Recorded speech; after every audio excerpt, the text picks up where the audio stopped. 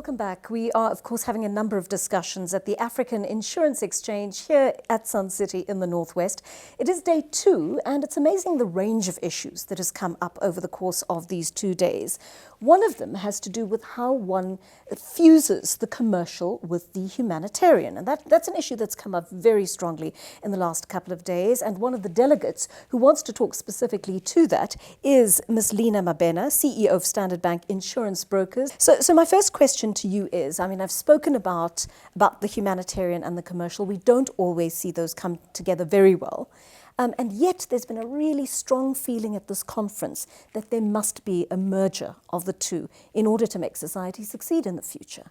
Thank you so much for that question. And at the back of the theme this year, the conference theme being around collaboration, cultivating and creating, it links so well to that.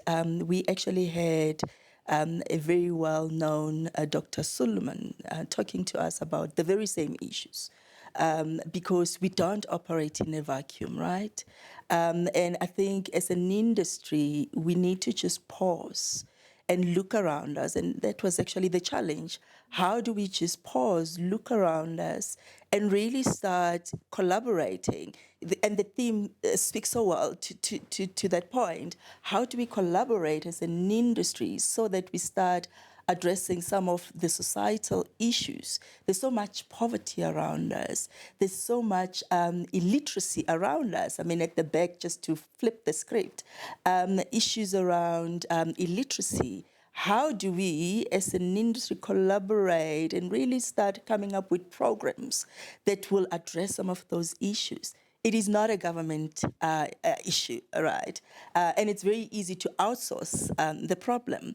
But I think the challenge is really, and really linking it to the theme of the conference, collaborating as an industry and coming up with real, tangible projects that can really start addressing some of the issues that we're facing as a country.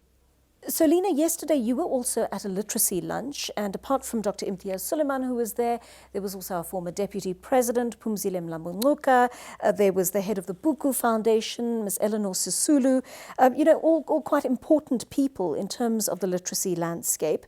What is your, as a brand, what is your reason for wanting to be so involved in the literacy space?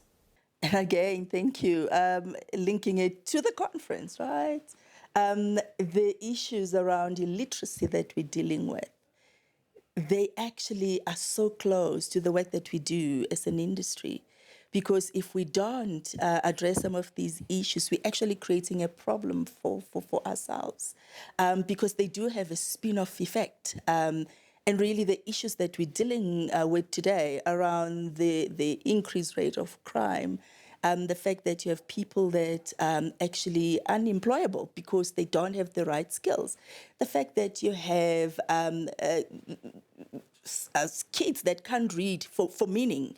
It's a concern. And it's a concern that is, again, challenging all of us to say, if we don't actually go out and invest in this, we are going to find ourselves in a bit of a challenge because it's kind of a leaking bucket, right? You have all the people that are already in the system, but how do we make sure that as those people exit the system, you have new people coming up? And it goes back to exactly that, investing in education, investing in literacy, and making sure that you actually take it a bit further.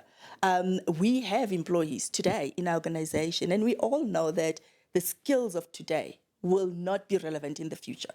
So as Standard Bank Insurance Brokers, we're really passionate about investing in our people because, as they say, charity begins at home, making sure that we empower our people with the relevant skills for the future. And that is why partnering with a company like the Graduate Institute of Financial Services is so key, because we want to make sure that we really empower our people and get them ready for those future-ready skills, so that when we exit the system, they can take those positions. But at the very same time, we need to go back the discussion yesterday around how do we, again, challenging the industry, how do we contribute and really make sure that we take this issue serious. Again, we can't outsource it. We know the challenges with our education system. How do we actually assist the government and the process and organizations that are really, really passionate about driving and really improving and changing the narrative, because it's about changing the narrative, so that we have future leaders, because if we don't, unfortunately, it will come back to this industry. High crime rates mean more claims, means you pay more, and actually it's a vicious cycle. So we can't outsource it. We have to be part of this initiative. And Lina, of course, you're taking this a step further with your digitalization, which Standard Bank really seems committed to. I mean, I've been noticing at your stand and in several other areas, you're focusing strongly on this. Just give us a sense of why you're so determined to move forward with digitization. Thank you so much. Digital is the future. And COVID has actually challenged all of us. It's no longer just one of the goals that you talk about and do nothing about. It's a must.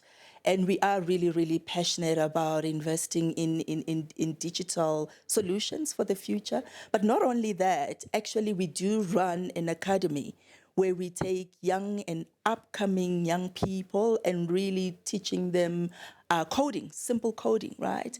And what that has done actually has created opportunities that we never thought of in the business.